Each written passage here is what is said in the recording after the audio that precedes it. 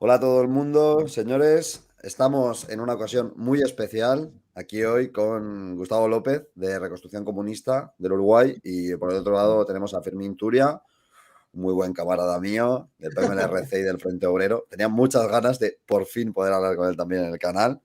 Hoy vamos a hacer pues una charla, yo creo que más que interesante, sobre un tema que hoy era obvio que había que tocar, la Revolución de Octubre, 105 años de que se realizó una de las mayores hazañas hablando claro, de toda la humanidad, al menos en mi opinión, un antes y un después en la historia del capitalismo, en el entendimiento de las relaciones humanas, en el cambio de paradigma social, económico, político en todo el mundo y que hoy en día sigue siendo algo que es algo referencial para mucha gente, algo que inspira la lucha de mucha gente alrededor del mundo, como dice siempre mi camarada Fermín, da igual el país donde mire, siempre va a haber un comunista, ¿no? Con la bandera roja, reivindicando el legado de octubre y de la lucha de clases. Pero también es una fecha que da mucho miedo, es una fecha que sirve de aliciente a la burguesía para intentar atacarnos, para criminalizarnos. Hablan del terror rojo, hablan la peor versión del comunismo para ellos, porque obviamente es la versión que más dolor les ha causado y más miedo les sigue causando a día de hoy. Y también tenemos a unos especímenes políticos que abundan demasiado hoy en día, que hablan de la Revolución de Octubre como un escenario histórico en el que poder justificar todas sus miserias, como me gusta decir. Eh, Estamos muy acostumbrados a ver a gente citar a Lenin, hablar de lo que hacían los bolcheviques en X o Y situación, y parece ser que todo vale en base a la experiencia bolchevique. Entonces yo creo que hoy la charla, que para nosotros es un placer además contar con Gustavo, que es la primera vez que viene al canal y que es muy buen camarada también y sé que vais a agradecer sus intervenciones. La revolución también puso los puntos sobre las IES, sobre cuestiones que hoy en día también molesta a esa gente de la que hemos estado hablando, a los reformistas, a los revisionistas, de derecha o de izquierda, gente que se supone que lucha por la revolución y pervierte nuestra historia, pero que la revolución de octubre ya les puso en su lugar en su momento. Hoy también hablaremos de eso. Pero bueno, antes de meternos a hablar en los bloques que he ido mencionando, me gustaría que, dijeseis hola a la comunidad y que os introdujeseis un poco y que también qué pensáis de un día como hoy, ¿no? Así que nada, Gustavo, te voy a tirar la palabra primero. ¿Qué tal, camaradas? ¿Cómo están? Infinitas gracias por esta invitación a compartir este espacio con ustedes. Para nosotros, además de un gusto, es una responsabilidad en un día de tanta significación para quienes nos reivindicamos marxistas-leninistas, quienes vivimos, soñamos y pensamos con los ojos puestos en el horizonte revolucionario y en nuestro propio octubre, ¿no? Yo creo que lo conversamos hace unos días en ocasión de un video similar a este, en que invitábamos a participar a Fermín. Yo creo que pensar octubre no es pensar octubre de un siglo atrás. Viajar a octubre de 1917 no es para nosotros un viaje al pasado ni una expedición arqueológica. Es un ejercicio de impactante actualidad. Pensar octubre es a la luz de las contradicciones del capitalismo de hoy. Pensar la Revolución de Octubre a la luz de los desafíos que ella y el legado que ella nos dejó para entender, interpretar y transformar el mundo que hoy nos toca vivir. Nosotros vivimos en un mundo crecientemente injusto y desigual, no producto de razones antropológicas, ni mucho menos divinas, sino producto del modo en que se organiza la producción. Que alguien coma y otro deje de comer es producto de cómo se organiza la producción, producto de un sistema social fundado en la apropiación privada del trabajo social. Entonces, cuando pensamos en las causas que dieron origen a la Revolución de Octubre, podemos decir, naturalmente, saltando un siglo y reconociendo las transformaciones que han tenido lugar en el mundo en el curso de 105 años, pero desde un punto de vista objetivo podemos decir que todas las razones que dieron origen a la Revolución de Octubre están hoy presentes en el mundo de hoy. Y por tanto siguen habiendo motivos para comprometer la vida luchando contra el capitalismo y sigue habiendo motivos para tomar aquel legado luminoso del primer gobierno obrero en la historia para hacerlo realidad y transformar esta situación. Decíamos también, y termino esta intervención con esto, que cuando alguien piensa en el jefe del proletariado, digamos, en el rol que cumplió Lenin a la hora de interpretar la realidad, de transformarla en términos reales, de hacer el análisis concreto de la situación concreta, de ser capaz de interpretar hasta el estado de ánimo y el momento preciso en donde las masas debían, bajo la conducción del partido, lanzarse a la insurrección. Nadie, como Lenin, supo interpretar de forma concreta las aspiraciones de las masas. También decíamos hace unos días en este video al que hacía referencia, yo no conozco hasta el día de hoy una consigna tan precisa como paz, pan y tierra, que en 3 palabras logra resumir todos los problemas de una época. En 3 palabras condensa los problemas de una época, y ese era el genio de Lenin. Conocedor profundo de la teoría de Marx, brillante analista político, polemista de fuste, inclaudicable con los revisionistas, pero al mismo tiempo flexible en la táctica, capaz de querer a su pueblo, de entenderlo, de acompañarlo en su proceso. Bueno, ese es el legado que hoy nosotros queremos reivindicar contra toda forma de dogmatismo y contra toda forma de revisionismo que pretende desconocer, maquillar, esconder el carácter revolucionario de esa gesta heroica de octubre, que es, como tú lo decías, Pau, el episodio más importante en la historia de la humanidad desde el punto de vista de los trabajadores y los oprimidos. Muchas gracias, Gustavo, por esa intervención. Por cierto, este vídeo lo podéis ver, el vídeo al que está haciendo referencia a Gustavo, si no me equivoco, en el canal de Reconstrucción Comunista de Uruguay. Que si alguien en el chat me hace el favor de poner el link al canal, os lo agradezco. Si no, lo pondré yo ahora mientras interviene Fermín. Así que nada, gracias, Gustavo, y nada, adelante, Fermín. Bueno, en primer lugar, muchas gracias por invitarme, Pau, que es la primera vez que participo en tu canal. Vamos. Y eso vamos. Que emitimos como a 10 metros de distancia. Me suena ese saludo. Es un placer también compartir conversación con los camaradas de Uruguay. Y bueno, en esta primera intervención, por destacar algún aspecto y por complementar un poco lo que decía el camarada Gustavo, que yo lo suscribo al 100%, la Revolución de Octubre es un antes y un después.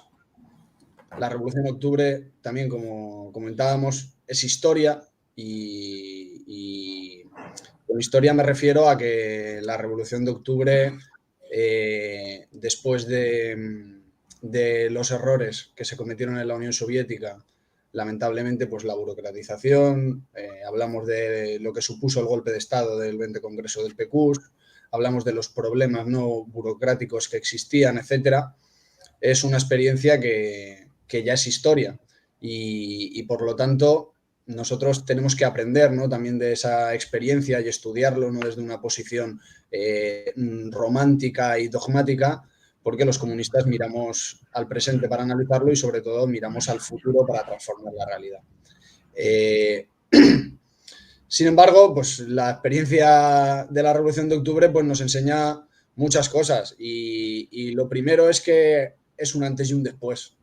O sea, después de la Revolución antes de la Revolución de Octubre se hablaba de utopismo, se hablaba de prácticamente de que no teníamos ninguna posibilidad de éxito, que era imposible destruir la estructura del Estado capitalista, que era imposible, por supuesto, cualquier proceso revolucionario exitoso porque Rusia tenía que estar condenada a la dominación de la burguesía. Se teorizaba también sobre el modelo de partido, se hablaba de que solo en unos determinados países desarrollados era posible ese éxito revolucionario, que no era posible el socialismo en un solo país. Todo este tipo de cosas son pasado, aunque lamentablemente ideológicamente son muy presentes. Y yo siempre que tengo la oportunidad, ¿no?, de intervenir en cualquier espacio con otros camaradas internacionales, planteo la reflexión, ¿no?, de la situación que atraviesa lamentablemente el movimiento comunista. El movimiento comunista con los partidos hegemónicos totalmente vendidos, ¿no?, desde posiciones reformistas, legalistas, a posiciones aventureristas de terrorismo individual, la influencia también, ¿no?, del maoísmo, etcétera. Y claro, yo considero, ¿no?, que en ese sentido pues tenemos que aprender todavía mucho de esa historia y de ese legado revolucionario, porque confirma muchas tesis que deberían de estar superadas, porque los comunistas lo hicimos en la práctica, porque se demostró en la práctica cuál era el método para llegar al poder, y lo prueba la insurrección armada con un apoyo amplio de masas. ¿Cuáles son los aliados de esa revolución? Que Lenin, por supuesto, esto que dicen muchas veces de que no era un teórico y de que era prácticamente un golpista, se fueron desterrados, porque Lenin fue de las personas que enunció una teoría estudiando profundamente la realidad, extrayendo conclusiones científicas sobre la base del marxismo, pero interpretándolos a la realidad. No solo a la realidad, ¿no?, de lo que él llamó la última fase del capitalismo, ¿no?, el capitalismo agonizante, la fase imperialista, sino también del contexto y de la realidad. Y eso es algo de lo que los comunistas, lamentablemente, a día de hoy predican mucho su palabra, pero muy poco su práctica. Porque estas consignas, esa capacidad para analizar la realidad, para vincularse a la clase obrera, Lenin no la hizo con frases de Marx. No la hizo con frases de Marx. Y es imposible hacerla hoy con frases de Lenin. Es totalmente absurdo.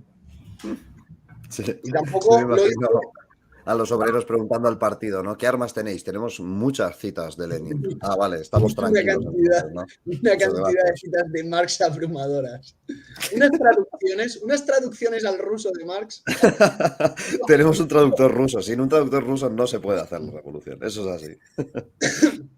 Y ya por último, lo que decía. Bueno, al final, para mí, lo importante de la Revolución de Octubre es que es un antes y un después, y en el antes viene la hipótesis y en el después pues viene la criminalización, porque hoy en día ya no se dice que el socialismo sea imposible, ya no se dice que el socialismo sea una utopía, ahora se dice que es una dictadura, se criminaliza el comunismo, se criminaliza, pero no se puede decir que sea imposible, y no es posible por el legado que nos han dado. Y es algo que nosotros tenemos que defender. Y por mucho que haya empezado diciendo el tema de la situación actual, también mirando al pasado es una buena oportunidad para ver el futuro prometedor que tenemos por delante los comunistas. Que nosotros vamos a hacer nuestra propia historia. Sí, yo creo que una de las lecciones más importantes justamente de ese proceso revolucionario fue, bueno, pues digamos, esa esencia leninista de hacer nuestra la historia, tomándote la palabra, de entender cómo funciona la realidad y que no te tiemble y que no nos tiemble la mano a la hora de actuar de la manera más flexible, táctica, pero también estratégica y con objetivos a corto, medio, largo plazo. Hay mucha gente que cuando habla de la Revolución de Octubre habla de, bueno, hay gente que habla de un loco golpista, pero también hay mucha gente que se autodenomina comunista que habla de un proceso que solo se podía dar en la Rusia zarista, ¿no? Y que hoy en día no se puede ver en ningún lado, por el internet y, no sé, por los viajes en turista de esta gente, ¿no? La comunicación del mundo. Pero lo que no sabe muchas de estas personas es que hoy en día, como también ha remarcado Gustavo, se dan muchos antecedentes de octubre en países todos los días. Todos los días hay estallidos sociales que acercan a la población a posiciones de ruptura, de polarización, de desconfianza hacia las instituciones y hacia las relaciones económicas. Y aquí es yo creo, uno de los elementos más importantes que aportó el leninismo fue entender la importancia del papel subjetivo del partido, del papel del partido no como un anexo de la clase obrera, sino como el jefe político que entiende las situaciones y se pone a la cabeza del movimiento espontáneo, porque toda esta gente que cita mucho a Lenin, cuando hay una situación política que les incomoda, se refugian en Lenin o en cualquier otro teórico al que les guste para no tener que dar una respuesta política contundente ante esa situación. Cuando el feminismo, por ejemplo, burgués, infecta cualquier debate sobre la cuestión de clase, es más cómodo hoy en día refugiarse en frases de cualquiera marxista que haya intentado mezclar estas dos teorías, que plantar cara y reivindicar la esencia de clase de nuestro programa y de nuestro proyecto político. La gente tiene miedo de que les criminalicen, de que les señalen, y no lo digo solo por el feminismo, lo digo por la gente que se acoge a un sillón y que tiene miedo a perder esa posición institucional, digamos, porque cree que si no estuvieran ellos estaría alguien mucho peor, ¿no? Estas visiones cortoplacistas, espontaneístas, de quedar bien con todo el mundo y al final quedar mal con todo el mundo también, es lo más contrario al leninismo que se me ocurre. Hoy en día hay numerosos países y situaciones políticas que si un partido leninista se levantase siguiendo esa tesis de la relación del partido con las masas, de la táctica y la estrategia, de la alianza de las clases, si supiesen aprovechar esas condiciones, podríamos ver un nuevo octubre en medio mundo, en medio mundo. Y es que a mí me gustaría imaginarme, siempre me gustaría imaginarme, imagino situaciones actuales como la guerra de Ucrania, la crisis social y política en Sri Lanka, en Haití, toda Latinoamérica durante los últimos años, que cada año había una nueva revuelta, ¿no? Que planteaban como la revolución nueva que iba a cambiarlo todo y al final pues no cambiaba nada. Y el papel que un partido leninista podía llegar a tener en ese punto. Yo creo que la política real es un sello del leninismo, es el sello del leninismo que les da miedo a la burguesía y a sus acólitos, porque el leninismo es como una manera de decirle a tu enemigo político, a la clase dominante, que vas a utilizar todas las herramientas que tengas a tu alcance para conseguir tus objetivos y que además entiendes cómo funcionan esas herramientas y por qué pueden funcionar. No te acoges a moralismos, a visiones totalmente idealistas de la realidad. No, dices, lo mío es la política real. ¿Cómo conseguimos el poder? ¿Cómo establecemos un proceso revolucionario que no acabe como todos los procesos revolucionarios hasta ahora, es decir, en la bancarrota, en la corrupción, en el oportunismo? Yo creo que esto también se vive muy bien, por ejemplo, con la adaptación de la cuestión nacional que hizo Lenin y la lucha contra el colonialismo de su época. Se ve muy bien en la relación que tuvo con otros partidos, cuando la gente dice que la izquierda se tiene que unir, que los comunistas se tienen que unir a toda costa, a todas las siglas, en un programa de mínimos que se base en, no sé, el programa, punto número 1, el socialismo, y nos unimos todos, ¿no? Esa visión es lo más contrario a la historia de la lucha revolucionaria que ha habido siempre. O sea, Lenin nació, como ha dicho Gustavo, siendo un polemista a nivel político, me refiero, al leninismo. Se forjó en la ruptura de lo que estaba establecido como lo hegemónico entre la clase obrera. Digamos, para mucha gente malgastó, para mí le faltó texto criticando a toda esa parte de la sociedad política rusa o del imperio ruso que intentaba derivar a la clase obrera a la socialdemocracia, al oportunismo, al socialchauvinismo y supo que no podían ceder. Si el Partido Obrero cedía, no era por cuestiones externas, no era por esa infiltración burguesa dentro del movimiento obrero, sino porque las propias condiciones les estaban diciendo que necesitaban una táctica distinta. Y ese elemento leninista de la organización revolucionaria es que no se puede no se puede separar del proceso revolucionario ruso. Es imposible. ¿Cuántos partidos han alegado que la unidad es lo más importante y han acabado sojuzgados por el Partido Socialdemócrata o pequeño burgués de turno que sabía aprovechar mejor la situación? El leninismo se basaba justamente en la ruptura radical en todo eso. Y ya también, para terminar con mi intervención, que me queda un buen rato, yo creo que la experiencia rusa fue una reivindicación histórica del marxismo creador. Hay mucha gente que intenta contraponer a Lenin con Marx, porque dicen que Lenin contradice a Marx. Y yo lo que digo es que al contradecir a Marx está haciendo un uso útil y real del marxismo. Y no puedes honrar mejor la lucha revolucionaria de Marx y Engels que intentando falsear, en el sentido científico de la palabra, las tesis que parecen ciertas, pero que acaban siendo algo poco útil para la realidad que toca enfrentar. Cuando Lenin, digamos, hace la ruptura teórica, por ejemplo, con la cuestión de la revolución mundial, continuada después por Stalin del socialismo en un solo país, no están refutando el marxismo, están refutando una tesis que parecía cierta por los indicios materiales de un movimiento revolucionario en auge en Europa, pero que después se tornó falsa ante el primer gobierno obrero del mundo. Y esto me lleva también a otra de las cuestiones más importantes de la Revolución de Octubre, que si queréis podemos hablar de esto ahora también, que es la cuestión del poder. El poder. El poder no solo es el proceso de cómo llegar a él, como han nombrado Fermín, de esa insurrección armada, sino de en qué se piensa el poder. ¿En qué se basaba eso de todo el poder para los soviets? ¿Qué eran los soviets? Lenin, en sus primeras, digamos, polémicas con Kautsky, por ejemplo, cuando toman el Estado, explica detalladamente en qué se basaba el poder soviético y por qué en la situación rusa tenía sentido una cosa inédita en la historia, que era limitar los derechos políticos de las clases poseedoras, de los propietarios de medios de producción. Pero fue un proceso que se basaba en la población armada, pero una población que también obviamente se enfrentaba entre ellos, pero que confiaban como partido, confiaban en las masas como masas capacitadas para aportar el legado de la revolución, en concreto con la clase obrera industrial a la cabeza. Yo creo que fue uno de los elementos también más distintivos que marcó un antes y un después y una oleada revolucionaria en todo el mundo. Sí que nada, yo, si queréis también por destacar por vuestra parte, ¿cuáles para vosotros son algunos de los elementos más importantes de esta revolución? Ese legado que creéis que hay que reivindicar. Si queréis destacar algunos puntos, adelante, Gustavo, por favor. Ciertamente no se puede entender en su profundidad y complejidad todo el proceso de la Revolución Socialista de Octubre sin reparar en el rol y el papel que ha jugado Lenin en términos de una extraordinaria combinación de dos elementos.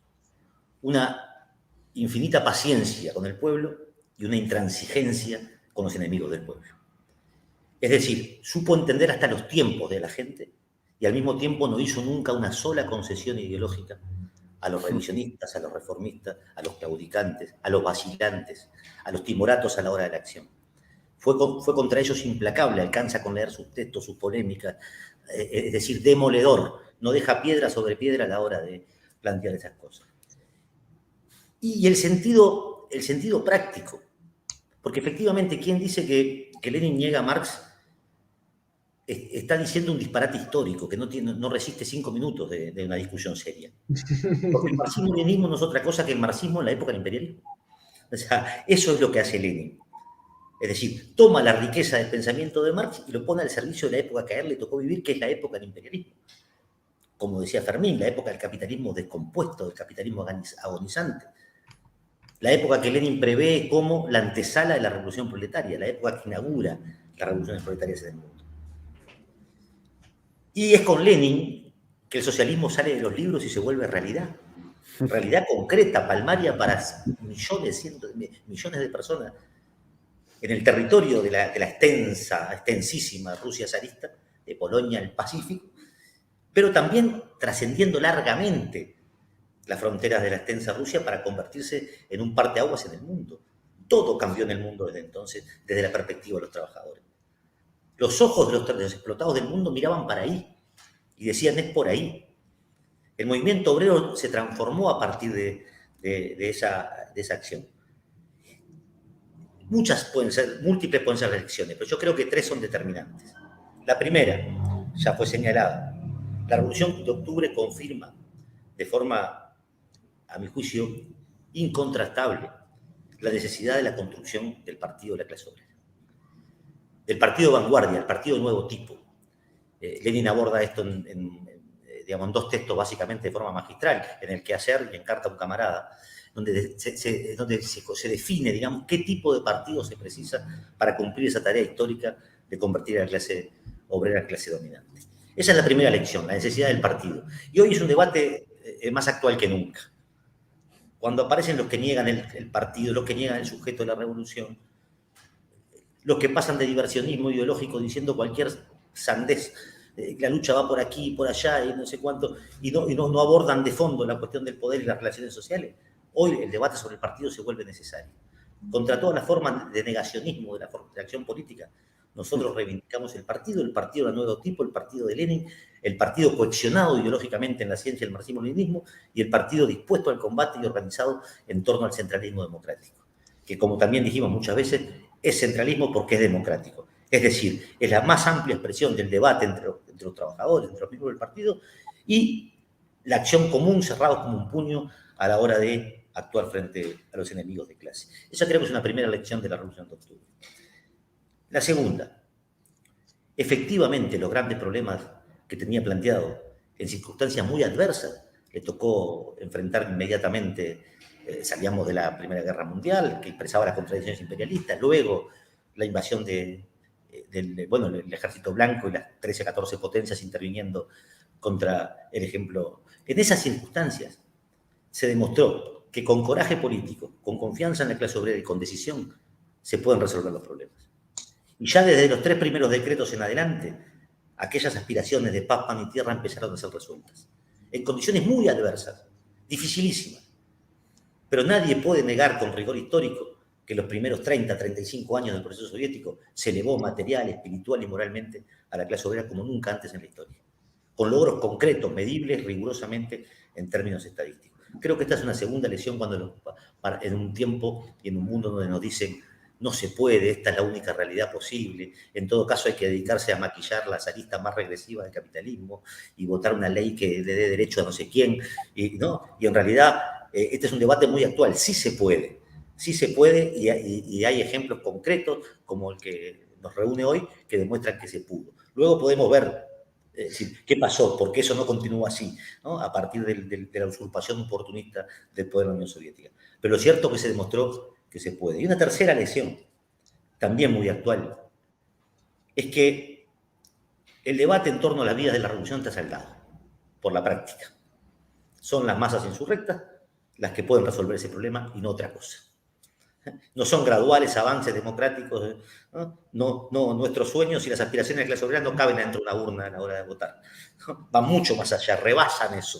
¿No? Yo no estoy desconociendo acá el papel de la cuestión electoral, puede ser útil dependiendo de cada momento. Lenin en un momento dijo la Duma no, en otro la Duma sí, porque se correspondía respecto a la situación concreta. Ahora, su horizonte estratégico estaba claro. Sabía que eran las masas insurrectas las que podían... Y en esa lección, hoy muy presente, está planteado el problema del poder. Está planteado el problema del poder. La Revolución de Octubre, por primera vez, a diferencia de todas las revoluciones que le precedieron, no cambió una minoría por otra en el poder, sino que colocó a la mayoría en el poder, que puso el poder en manos de los trabajadores. Esto no es un tema menor. Esto es efectivamente un episodio de trascendencia histórica. Y al mismo tiempo que comenzaba el proceso difícil y complejo de socialización de los medios de producción, también socializaba el poder político. También colocaba la posibilidad de decidir en manos de los trabajadores, los campesinos. Entonces, me parece que esas son lecciones muy importantes, porque por lo menos aquí, en Latinoamérica, ustedes saben, Latinoamérica no es el continente más pobre del mundo, sin embargo, sí es el más desigual. Nosotros vivimos en Uruguay, capaz que la audiencia de España le cuesta ubicar en el mapa dónde es Uruguay, porque es un pequeñísimo enclave entre dos gigantes, entre Argentina y Brasil, Dios, donde vivimos apenas 3 millones de personas. Y Uruguay produce alimentos para 30 millones de personas. Existen en una economía ganadera casi 4 vacas por cada habitante. Sin embargo, en Uruguay hay hambre. Hay 150.000 personas comiendo en ollas populares. Hay trabajadores, 500.000 de trabajadores uruguayos. 500.000 en un país de 3,5 millones, cuyo salario no permite llegar a fin de mes. Reciben salario de infraconsumo. Es decir, son pobres trabajando todos los días. En Uruguay, en un extremo un barrio rico y otro extremo un barrio pobre, una distancia de 25, 30 kilómetros se puede hacer en bicicleta. En un extremo ustedes pueden encontrar índices de Bruselas o de Frankfurt y en el otro de Haití o de Somalia, en 25 kilómetros. Esa es la polarización. Eso es el capitalismo aplicado acá. Eso es lo que dice, ustedes dirán, bueno, ¿qué tiene que ver esto con octubre? Bueno, esto tiene mucho que ver con octubre, porque en realidad esas son las razones que nos llevan a pensar que Uruguay tiene que tener su propio octubre. Porque solo es condición de posibilidad para que esta contradicción se resuelva, que los trabajadores tomen el poder. Aquello de que salvo el poder todo es ilusión, ¿no? Sí, el poder es lo que puede transformar esta realidad. Disculpen por la extensión de la intervención. Muy bien. Buena extensión, está bien, está bien. Estamos encantados. Estamos Pau y yo encantados, Gustavo. No tenía ganas, hombre, de hablar yo de la Revolución de Octubre, macho. Tira, hombre, pero bien, dale. Bueno, yo, por poner el apunte en algún sitio. Yo no puedo ser tan estructurado como el camarada Gustavo, que habla de elementos y demás, pero quería poner un apunte, ¿no? en un comentario que ha dicho Gustavo, que a mí me parece muy importante, que hablaba de la paciencia, ¿no?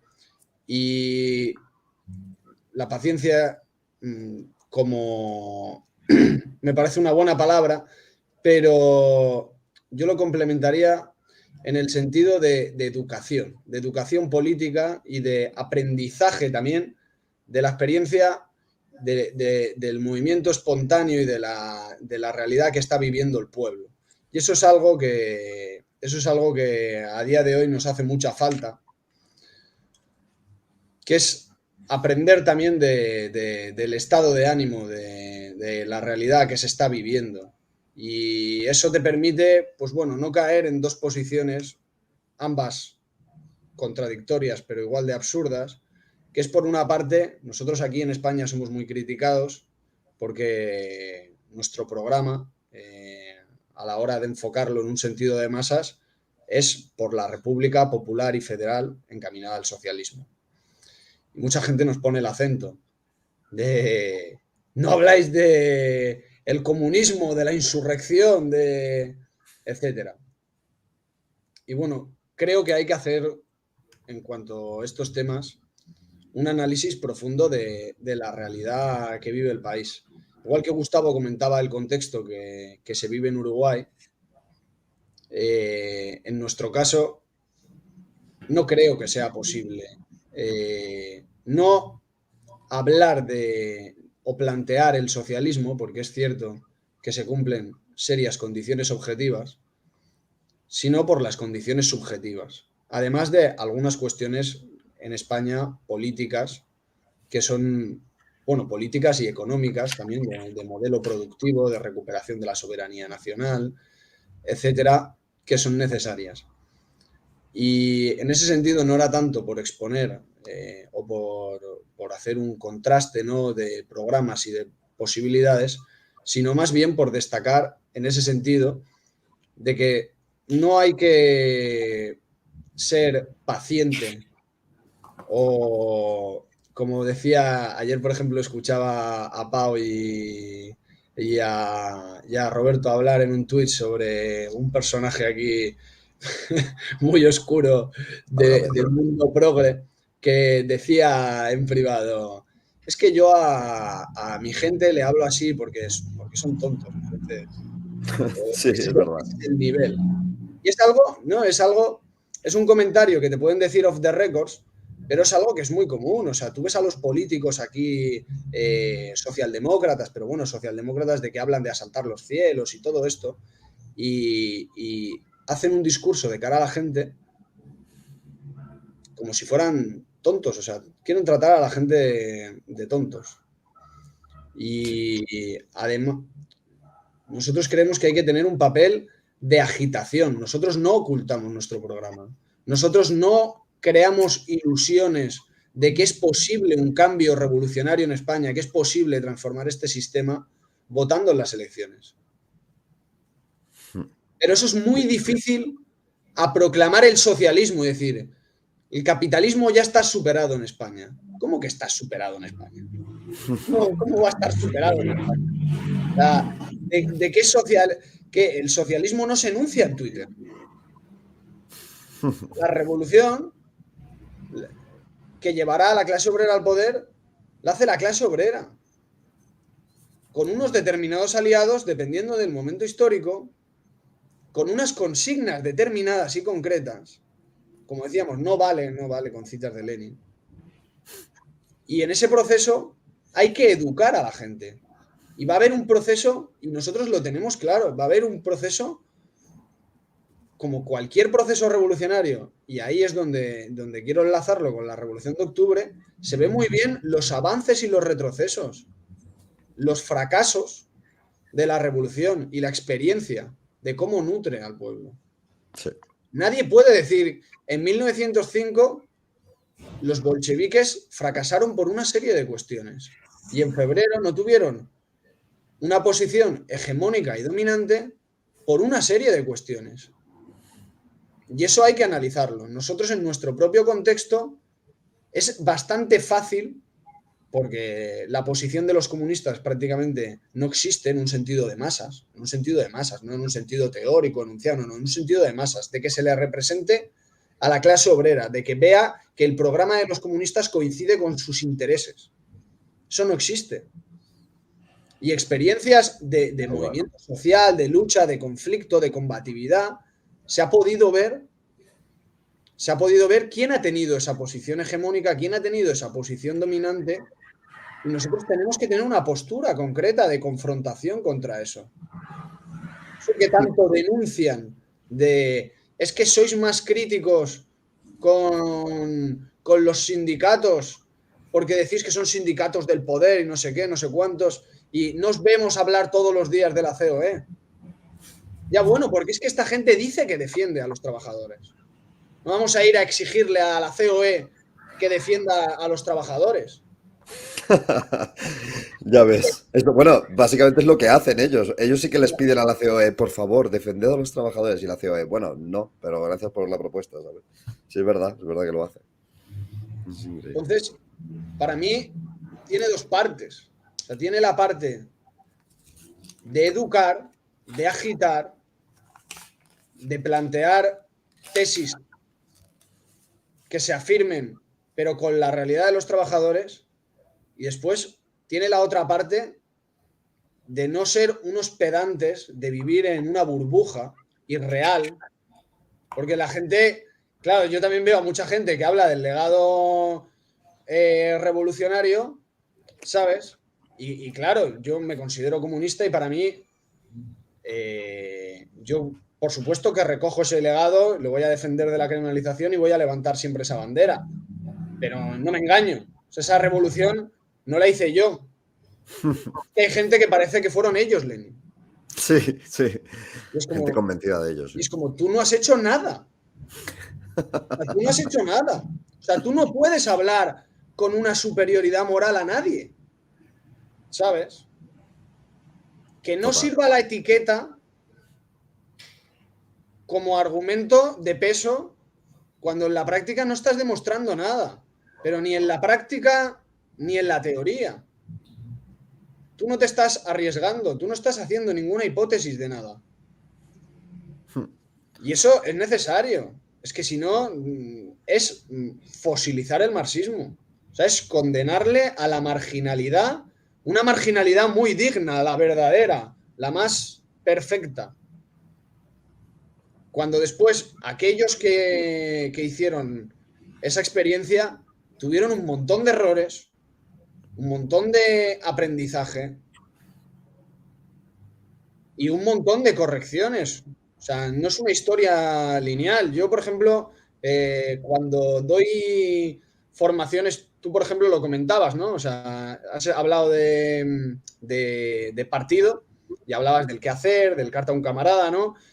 Claro, camaradas nuevos que entran, gente también muy joven que no conoce. Y el libro de partido de Lenin, pues eso no existe. O sea, eso no existe. O sea, el manual de partido no existe. Así se hace la revolución. Es una confrontación de ideas de hacia dónde tiene que ir el partido y por qué. Que sí que es verdad que estos grandes teóricos tienen una capacidad de síntesis porque extraen la esencia de las cosas. Y si tú desgranas el contexto y lo conoces, eres capaz de extraer cosas que para nosotros son como generalidades, que se pueden aplicar también de forma universal, pues en el sentido de la violencia revolucionaria, de la disciplina, ¿no? De lo que decíamos, de la unidad monolítica, todo este tipo de cosas. Pero al final son construcciones. O sea, no existe el decálogo. Entonces, por eso me parece también tan absurdo. Lo que hacen es mutilar el marxismo. Y luego pues se ve, o sea, yo con Gustavo, que hemos coincidido en reuniones internacionales y demás, lo hablábamos de cómo lamentablemente muchas de estas internacionales no coordinan trabajo trabajo militante, trabajo práctico, no confrontan ideas ni nada, sino que se dedican a debatir en torno a citas. Sí. Y yo por también meter un poco la puntilla en algo distinto, pero ligado con lo que estás comentando, Fermín, hay un par de cosas también que creo que la Revolución de Octubre afianzó como tesis ciertas del marxismo y que yo creo que en esa esencia revolucionaria, pero también científica, el análisis que hicieron hoy en día es innegable. Por un lado, claro, Fermín, tú estás hablando de una cosa que yo creo que es fundamental, que es entender que cuando hablamos de la clase obrera, nosotros no hablamos de una clase que debe aislarse de la sociedad y debe hacer la revolución por su cuenta, sino que por el contrario tiene que convertirse en la representante objetiva de los intereses progresivos de la sociedad. Es decir, coger esas reivindicaciones inmediatas que comparten incluso clases que no son la suya, clases que pueden ser incluso mayoritarias, abrumadoramente mayoritarias, como era, por ejemplo, el campesinado en la Rusia zarista o el campesinado hoy en día en muchos países que están en descomposición, por ejemplo, y que tienen un papel fundamental para entender no ya la transformación hacia el socialismo, sino cualquier transformación en un país. Es decir, este país que tiene esta composición de clase y estas condiciones económicas, ¿cuánta gente y en qué condiciones económicas necesita para ser transformado? O sea, cuando, por ejemplo, Marx hablaba de la revolución en Alemania, hablaba de la posibilidad de la revolución en Alemania, hablaba de que si no había una segunda guerra campesina, no veía muy probable que la revolución socialista triunfase en Alemania, porque veía un potencial revolucionario en unas clases que sobrevivían al paso del feudalismo al capitalismo y que las veía como aliadas necesarias. Lenin se encuentra en la Rusia zarista, donde la industria, aunque fuerte en las ciudades, es inexistente en la gran mayoría del país, la clase obrera representaba, aunque este dato siempre está un poco tocado por las estadísticas, entre un 5, un 10%, más tirando al 5% de la población, la clase obrera industrial. Obviamente entendió la importancia del campesinado, pero nunca renunció a la clase obrera como el sujeto principal. Yo quiero aquí hacer una pequeña mención, una cosa que desarrollé en un artículo en una revista de Acero de este año, por si queréis leerla también, es sobre la cuestión de por qué Lenin o Marx o los comunistas hablan de la clase obrera. No hablan de la clase obrera porque sufra mucho, ¿vale? O sea, sufrir mucho no te hace convertirte en un superhombre que se va a hacer presidente y va a cambiar nada, ¿vale? Es una frase un poco fea que me gusta decir a mí. No existe la revolución de los mendigos, por ejemplo. O sea, no existe a nivel histórico. Y lo digo así en plata para que se me entienda. Porque si las revoluciones nos han enseñado algo a nivel histórico, es que es una cuestión de clase.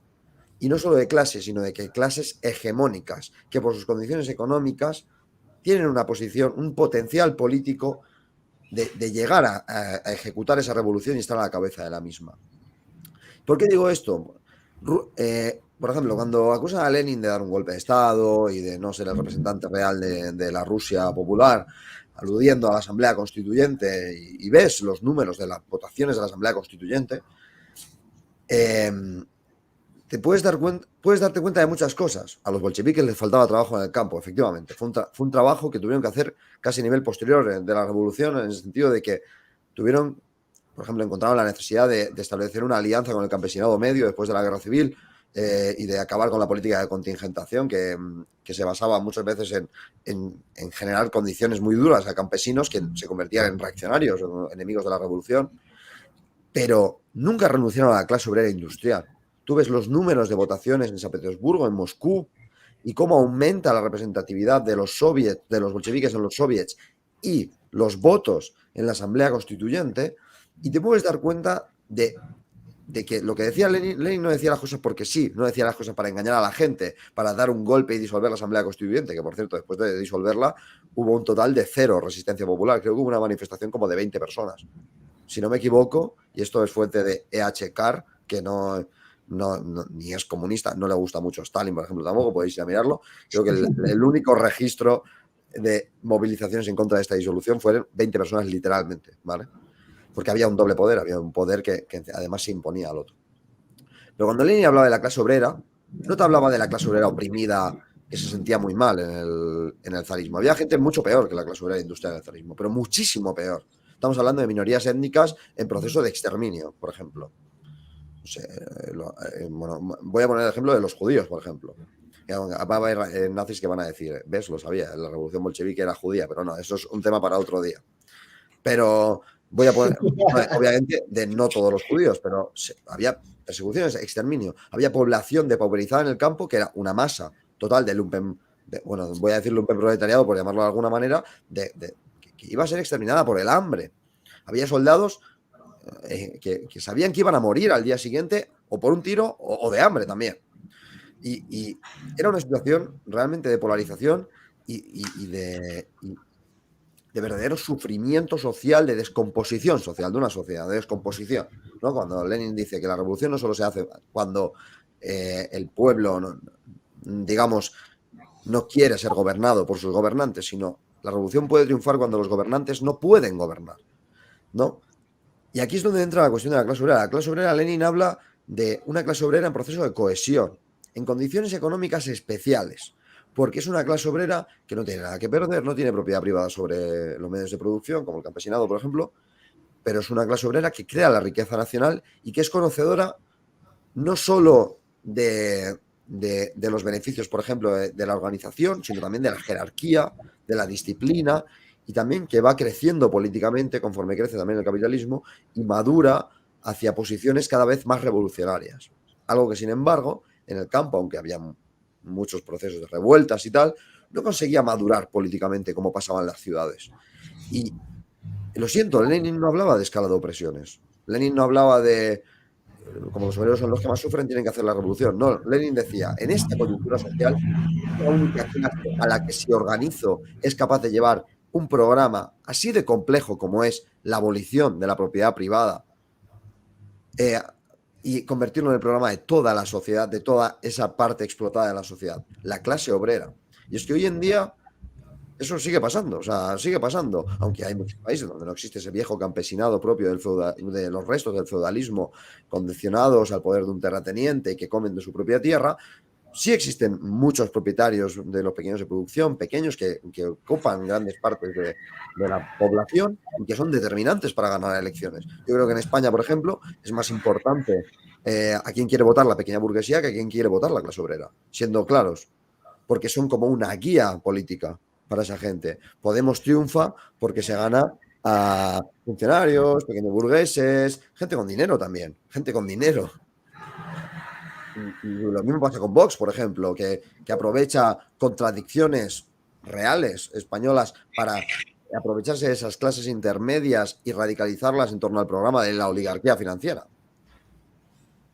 La cuestión es que la clase obrera ya le da igual a los partidos políticos, más allá de convencerles como al pueblo llano, ¿no? Como decía también un poco de tratarles como tontos.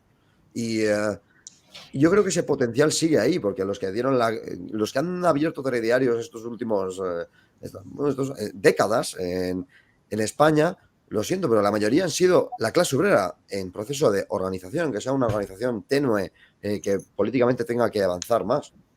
Y creo que esas condiciones especiales se demuestran ciertas hoy en día también. Y aquí es donde entra la otra cuestión sobre las etapas de la revolución. Es que la clase obrera no solo tiene que luchar por su programa. Si el país tiene problemas derivados de este sistema, pero que no se corresponden con ese programa máximo de abolir la propiedad privada, socializar los medios de producción, la clase obrera también tiene que ser capaz de dotarse políticamente de herramientas para hacer frente a sus problemas. La soberanía nacional en España, por ejemplo, o en Uruguay, o en Argentina, o en Haití, o en Portugal, me da igual, de verdad, en cualquier país donde se dé un solo problema respecto a la soberanía nacional, por ejemplo, el condicionamiento de otro país en relación ahí paternofilial, de dominación, no, con mayor o menor grado, es un problema real. Es un problema real que tiene efectos reales, ¿no? En Alemania, por ejemplo, que no, digamos que Alemania no es una colonia exactamente, la Alemania va a tener el frío, uno de los inviernos más fríos de los últimos 50 años por culpa de Estados Unidos. Esto es un problema. ¿Quién va a afrontar ese problema? ¿Quién va a plantar cara políticamente a ese problema con su visión política? ¿Lo va a hacer la burguesía nacionalista, por ejemplo? ¿Lo va a hacer la burguesía que por otro lado se sojuzga a lo que dicen otros? ¿Lo va a hacer la pequeña burguesía atemorizada? ¿O lo puede hacer la clase obrera y ganarse a capas explotadas de la población que van a sufrir esos efectos y puede ponerlos en sus filas? Cuando Lenin hablaba de paz, de pan, hablaba de un programa que iba mucho más allá de la socialización de los medios de producción, no en el sentido histórico, sino en el momento dado de poder llegar a esas clases también. Porque sí, la paz no solo le preocupaba a la clase obrera, le preocupaba extremadamente y sobre todo al campesinado, que eran los que mandaban a sus hijos a morir a la guerra. Entonces, esa cuestión de entender a la clase obrera no solo como una clase capaz de liderar la revolución, sino como un jefe político que responde a los intereses de las capas explotadas, también implica entender las fases de la revolución como una cuestión no solo objetiva, sino subjetiva. Yo creo que en el libro de Dos tácticas sobre la revolución democrática, bueno, Dos tácticas de la socialdemocracia rusa en la revolución democrática de Lenin, habla de una cuestión elemental cuando define el paso de una revolución a otra, que es sobre la agudización de las contradicciones de clase. Es decir, cuando la clase obrera ha luchado, se ha visto forjada políticamente por unas condiciones complicadas que le han llevado al punto de entender que su enemigo político es la burguesía. Pero lo entiende la clase obrera. No porque se lo expliques tú, ya lo entiende. Lo tiene que entender prácticamente. Y yo lo siento, pero en España hay un total de 0 personas a favor de abolir la propiedad privada. Un total de 0 personas. O sea, en el sentido estadístico, ¿vale? Pero un montón de cuentas de Twitter. Pero un montón de fotos de anime. Y eso es lo que, de verdad, no entiendo cuando hablo de procesos revolucionarios. Por ejemplo, yo siempre lo digo, que hay más socialista que socializar la vivienda, por ejemplo. ¿Y cuán popular puede ser que yo mañana diga vamos a expropiar las viviendas de todo el mundo? O sea, eso no es real. No es real. Y yo creo que para que la clase obrera aprenda, los revolucionarios tenemos que entender que la clase obrera ni siquiera se ve a sí misma como la clase obrera. Y no solo hay que educarla cuando tenemos contacto con ellos en la lucha sindical, en la lucha de los barrios, estudiantil o de lo que sea, sino que también nuestro programa tiene que ser realista para lo que ellos viven. Yo no le puedo decir, obviamente la solución a tu problema con la educación es que la educación esté en manos de la clase obrera armada. O sea, eso no existe. Eso eres tú en tu casa. Es como, y esto es otro tema que no sé si nos dará tiempo a tratar, pero es como cuando te hablan de la revolución mundial, gente que no le conocen ni en su barrio. ¿De qué estás hablando? Te votan 300 personas. No existes, tío. Inviertes más tiempo en ilusionar a gente de otros países en una revolución que nunca va a llegar que en ser autocrítico, aprender políticamente de la gente de tu país y de plantear soluciones reales a problemas reales. Yo creo que eso es una esencia de ese proceso que no se puede olvidar.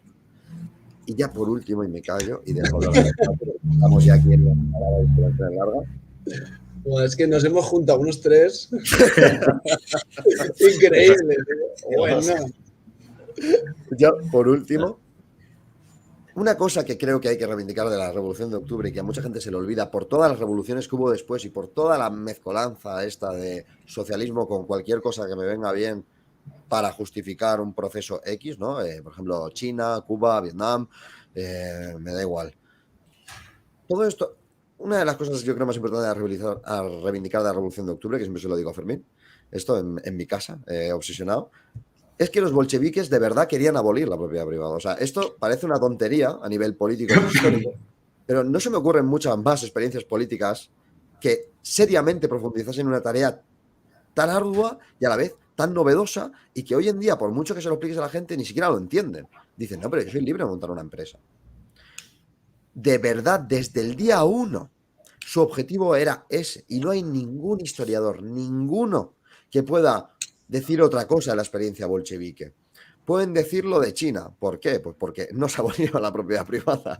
Porque gran parte de esa burguesía nacional, en vez de ser los enemigos del pueblo, eran los amigos e integrantes del partido y del Estado socialista.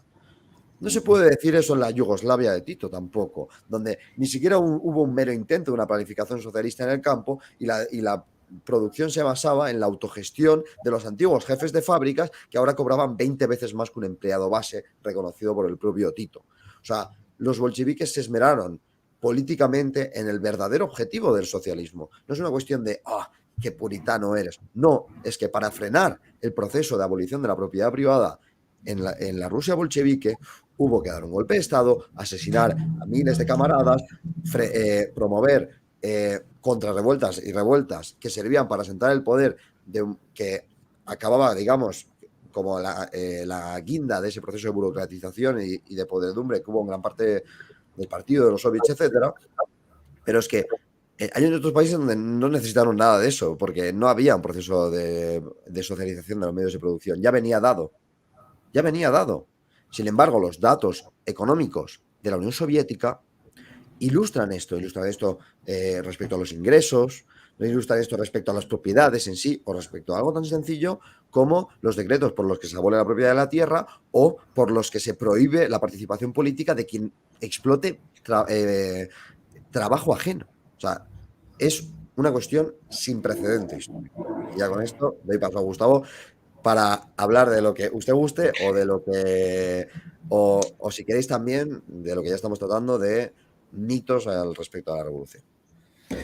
Intentaré, camaradas, tener un poder de síntesis que permita abordar en el menor tiempo posible el conjunto de complejas cuestiones que ustedes plantearon, sin que la síntesis mutile las ideas, pero a mí me parece muy trascendente algunas de las cosas que Fermín y Pau vienen diciendo.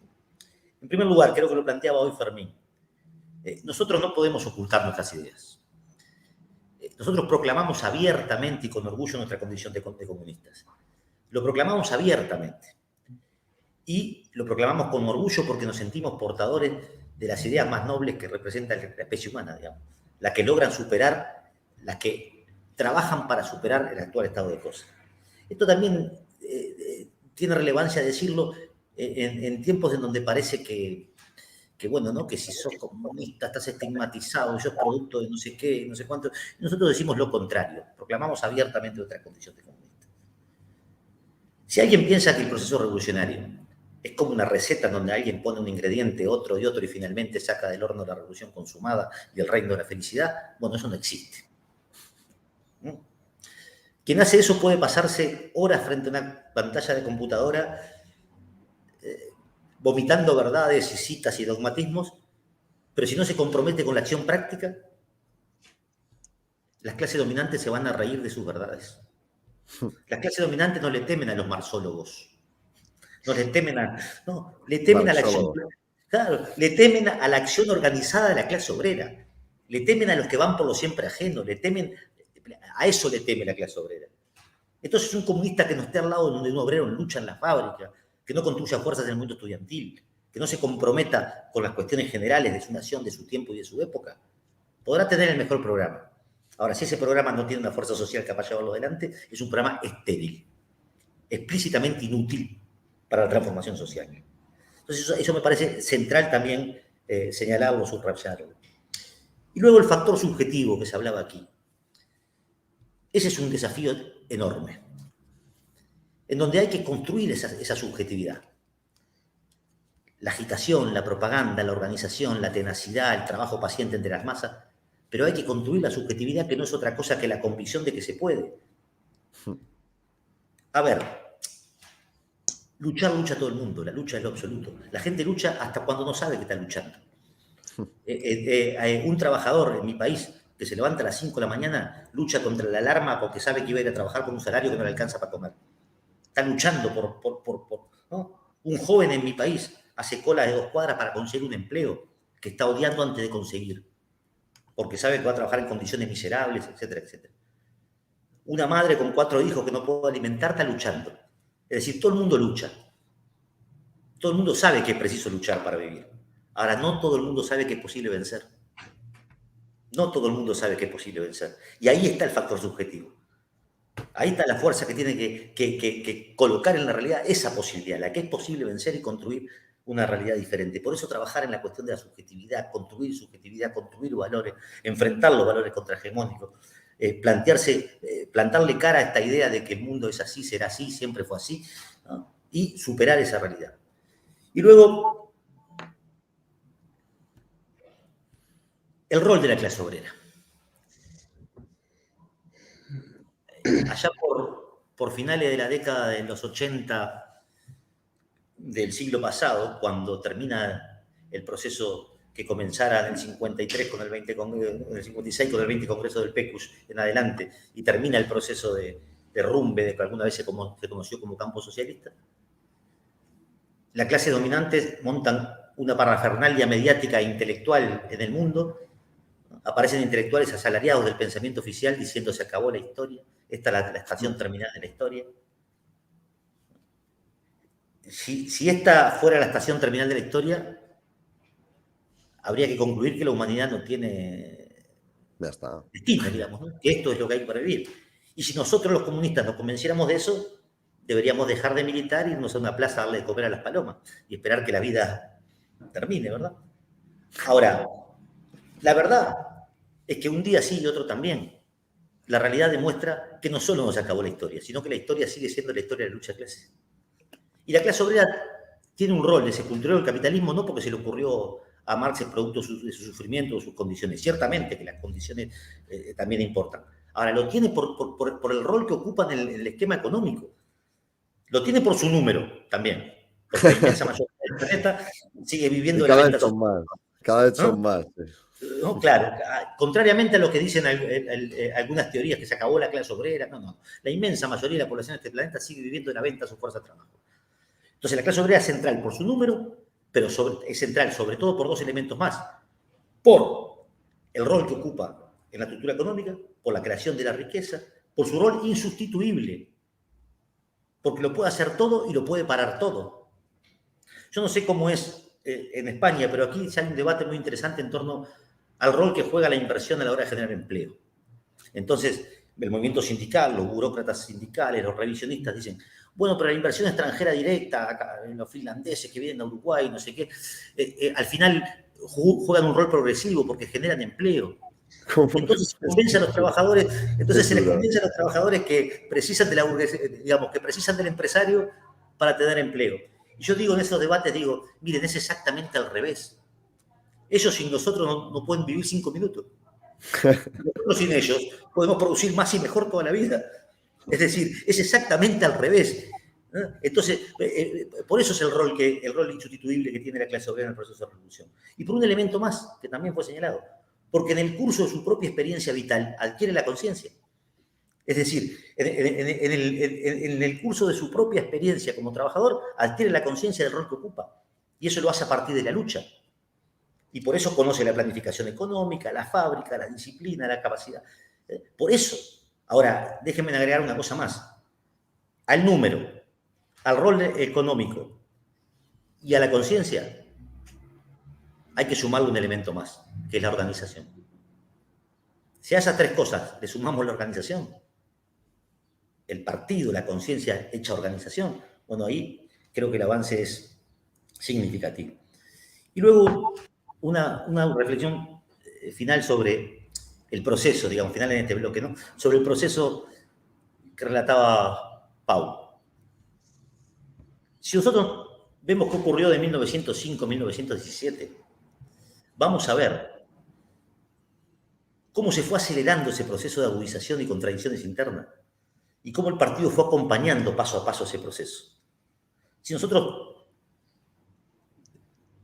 reparamos en el gobierno de Kerensky y su defección a los intereses populares, si vemos cómo Lenin interpreta eso, si luego nos vamos a la tesis de Abril y Lenin llegando de su exilio y colocando un programa para las transformaciones y diciendo allí todo el poder a los soviets y entendiendo el rol que ese modelo organizativo iba a jugar en la revolución. Y si luego entendemos el momento en que Lenin y entiende que es la insurrección y que están dadas las condiciones para la insurrección, ahí vamos a comprender cómo en ningún momento se miró a los trabajadores de la clase obrera desde afuera, desde la exterioridad, desde la contemplación pasiva, sino que se fue acompañando su subjetividad, cómo la subjetividad fue creciendo. Porque aquellas movilizaciones del Domingo Sangriento de 1905 no querían derrocar al zar, querían apenas algunas mejoras. Eso es. Y desde allí al 17 se da un salto en calidad de la conciencia que no podría ser si no se combinan las dos cosas, la realidad objetiva y la subjetividad, la organización, el partido, etc. Y aquí, el rol que están jugando hoy los revisionistas, los reformistas, los claudicantes, los defensores de última instancia de la ideología burguesa en el seno del movimiento obrero, es terrible porque están intentando convencer a los trabajadores que eso no pasó. Claro que pasó otra cosa. Sí.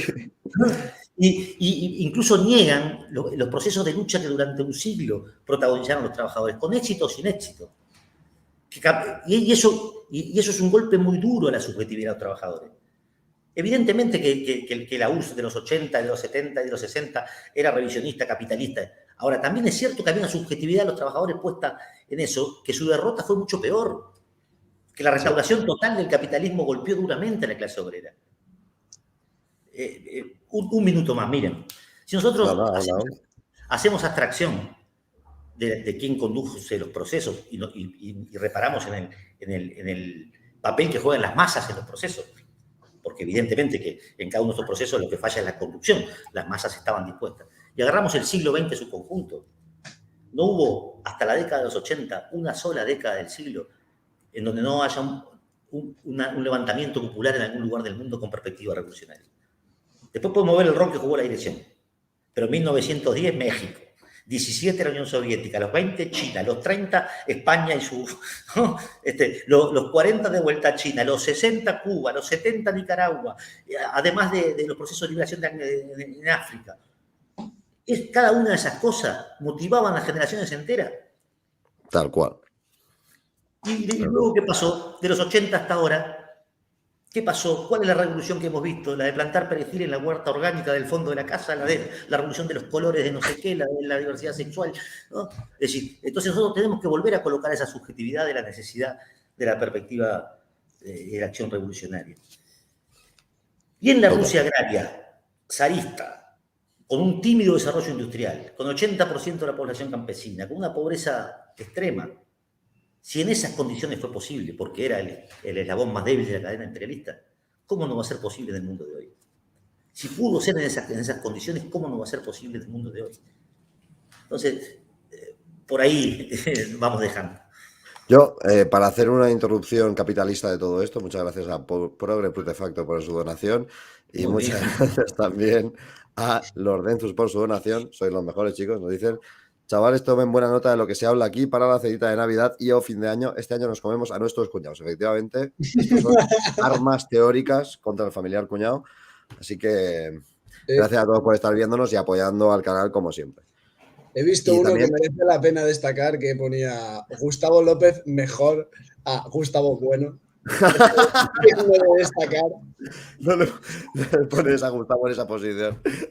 Muy digno de destacar ese comentario. Ostras, tío. Bueno, voy a decir también una cosa. No estoy leyendo, o sea, estoy leyendo todo el chat, pero no estoy destacando preguntas porque no quiero interrumpir las intervenciones. Yo creo que está siendo un directo muy guay. Además, no tenemos mucho tiempo porque en realidad en 10 minutos más o menos tendremos que chavar porque yo me voy a emitir a las 10:30 también. Pero yo también, para decirte, Fermín, si quieres, como última intervención antes de que hagamos un remate cada uno, si quieres, habla tú de lo que te parezca. Y gracias a todos por apoyar el vídeo. A destacar, pues porque se han dicho muchas cosas, ¿no? Pero yo quería destacar algo que me parece imprescindible, que era el tema de hablábamos de la mayoría de la clase obrera. Gustavo lo explicaba muy bien. Nosotros aquí en España, este es un debate que hemos tenido muchas veces, ¿no? Sobre la estructura de clase en España. Los datos arrojan que la mayoría asalariada es abrumadora. Sin embargo, uno cuando enciende la televisión o cuando ve los programas políticos de los grandes partidos o cuando ve los discursos de sus principales líderes, no existe la clase obrera. O sea, no existe no solo a nivel sociológico, ¿no? Sino que no existen sus reivindicaciones políticas propias. No hay un partido en un sentido mayoritario, ¿no? O sea, para mí pues sería obviamente el Frente Obrero, pero no existe un partido que esté hablando de los problemas de la clase obrera. Nosotros, uno de los lemas de agitación que utiliza el Frente Obrero es los trabajadores primero, como un marco sobre el que trabajar, como una reivindicación necesaria en el sentido de poner encima de la mesa las necesidades de la clase obrera. Y cuando se habla de las necesidades de la clase obrera, uno directamente lo lleva al plano económico, como si solo fuera una cuestión sindical, ¿no? O sea, hablamos de los trabajadores primero, ¿no? Como dicen. Trabajadores primero, y entonces se habla de si la reforma laboral sí o no, si es más o menos progresiva, más o menos conservadora, etcétera. Pero es que esa política, o sea, la política de cómo solventar de una u otra manera los problemas de la clase obrera, no deja de ser burguesa, en el sentido de que se hace en un marco burgués, siempre. O sea, no hay nunca una aspiración ni mínimamente socialista, en el sentido de, como dicen ahora, ¿no? Todos los progres que hablan tanto de empoderamiento, pero lo único que no se empodera es la clase obrera. Claro, o sea, hacer política obrera no es hablar de la reforma laboral. Hablar de política obrera significa hablar de lo que es la política, que no deja de ser otra cosa que las relaciones de poder. Ahora no es que se hable de si la clase obrera es capaz de gobernarse y de gobernar en beneficio del país. También muchas reivindicaciones que son como decimos nosotros, de recuperación de la soberanía nacional. Pero es que una de las cosas que demuestra la Revolución de Octubre, y aquí es donde lo quería enlazar, es el papel dominante que tiene que jugar la clase obrera elevada a clase nacional, como sujeto político de toma del poder político, de la capacidad que tiene para gobernar.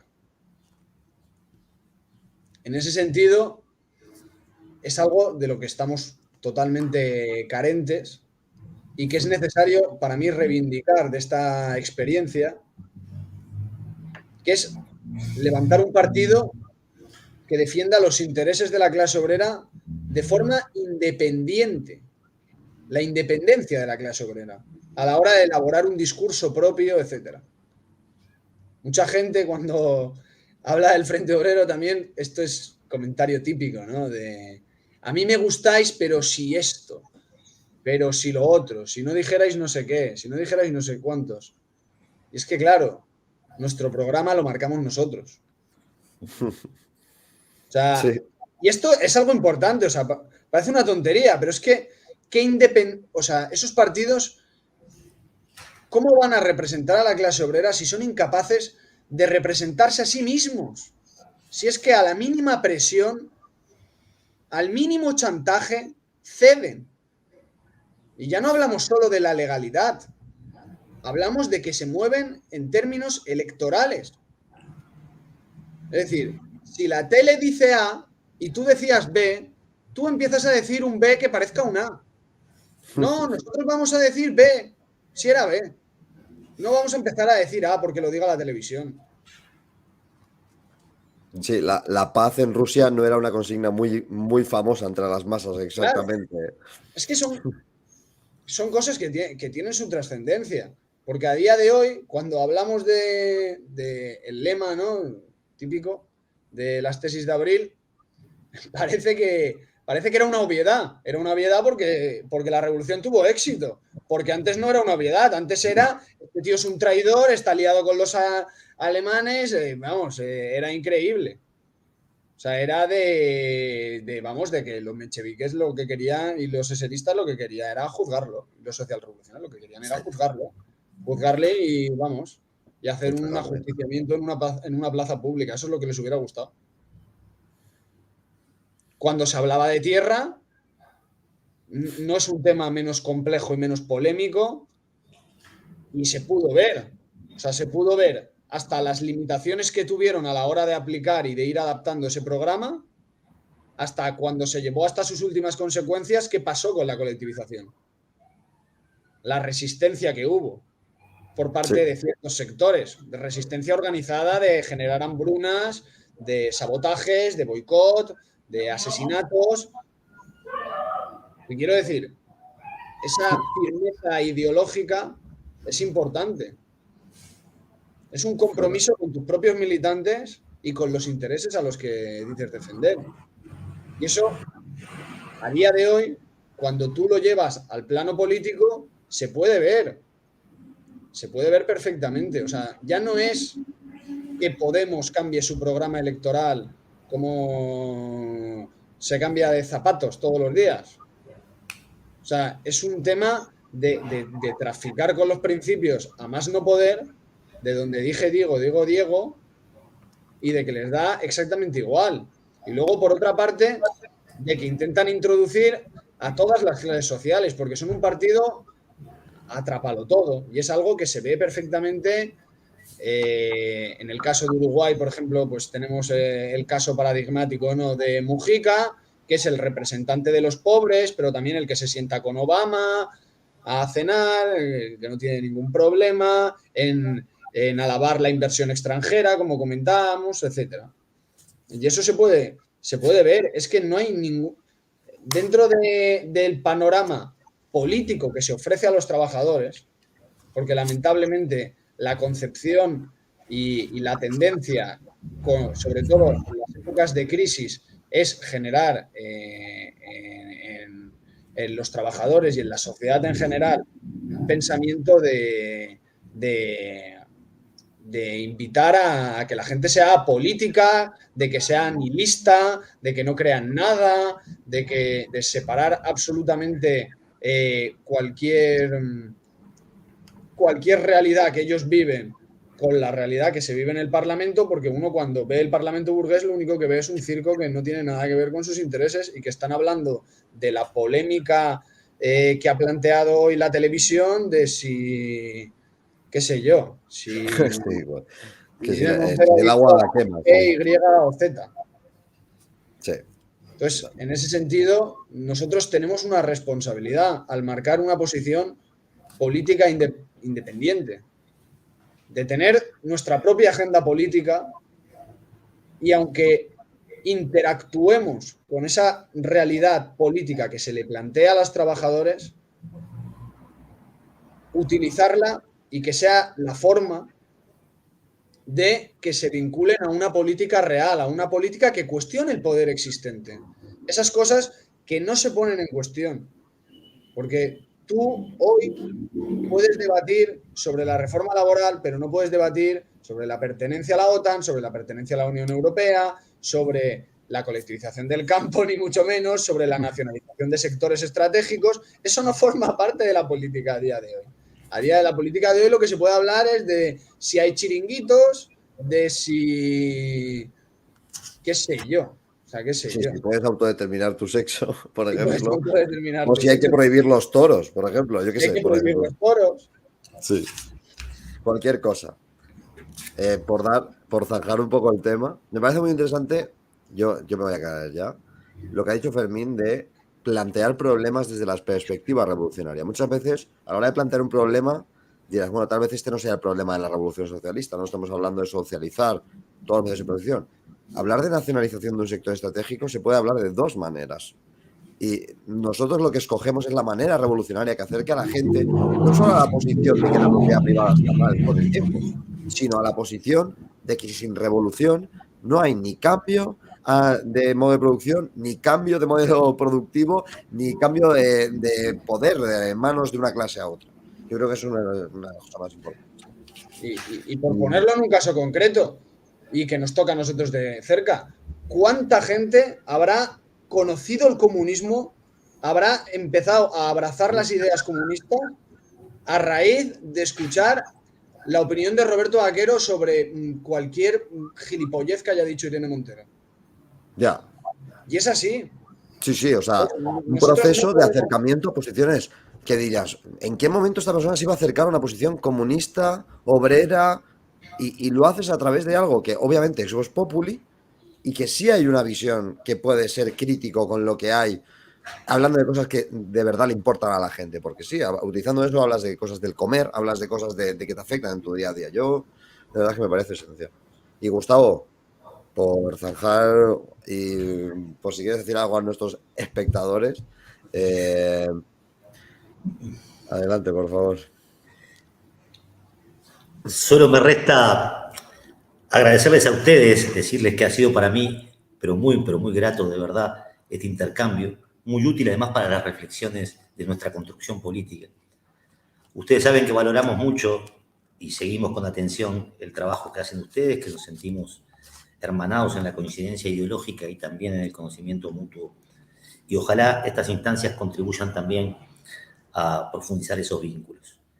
Quiero decir finalmente que un elemento que no tocamos, tal vez con la debida profundidad, es la necesidad de seguir enfrentando con la mayor decisión y con la mayor firmeza a todas las variantes del revisionismo. A los que niegan el papel de la clase obrera, pero también a los que, diciendo ser los representantes de la clase obrera, conducen a la clase obrera a ponerse a la saga, a la cola de los sectores de la burguesía. Enfrentar al revisionismo nos distingue a nosotros de otras corrientes. Podrá haber gente que coincida con nosotros en los logros de octubre, podrá haber gente que coincida con nosotros en que el capitalismo es una relación social injusta. Ahora, si algo nos hace a nosotros particularmente diferentes, es la concepción de la necesidad de enfrentar decididamente al revisionismo y de comprender que el daño que ha hecho el revisionismo en la construcción del socialismo es tan severo que revertir eso nos va a llevar un tiempo, pero que vamos en esa dirección. Lo quería decir porque me parece que en España, en Uruguay, en cualquier lugar del mundo, a veces nosotros los comunistas podemos pensar, estamos solos, somos una minoría, nos cuesta crecer, electoralmente, los partidos que participan electoralmente, su expresión puede ser menor. Y entonces a veces uno puede pensar que esta es la época del reformismo. Y la verdad es que el reformismo puede disfrutar de una breve brisa de viento a su favor, pero van a ser borrados por el huracán de la historia. Es así. Podrán disfrutar ahora por muchas cosas de alguna breve brisa de viento a su favor, pero la historia está a nuestro favor. La historia va en la dirección de los trabajadores. Entonces, camaradas, de verdad, un fuerte abrazo y gracias por este encuentro que para mí y para nosotros fue muy importante, y la invitación la valoramos. Y saben ustedes que pueden contar con la modestia de nuestros aportes cada vez que lo consideren útil, pueden contar con nosotros. Muchas gracias a ti, Gustavo. Ha sido un placer y yo solo tengo ganas de repetir otra charla así. Esto creo que es más necesario que nunca. Nada, Fermín, si quieres despedirte. Nada, agradecer también al camarada Gustavo por su tiempo. Le podéis seguir, ellos tienen un canal que se llama Reconstrucción Comunista Uruguay en YouTube. O sea que si les suscribís, les dais apoyo, hacéis que sus vídeos crezcan, se difundan, se vea más. Ahí hay unos cuantos vídeos de Gustavo, yo me he visto algunos. Y yo creo que es digno de ser visto, desde luego. Muchas gracias. Y nada, gracias a ti, Pau, por invitarme. Dicen que os traiga más, los traeré más, no os preocupéis. Y Fermín y yo tenemos pendiente hacer unas cuantas charlas por aquí, ¿eh? Adiós, chicos, muchas gracias por vernos. Hasta luego. Gracias a ustedes.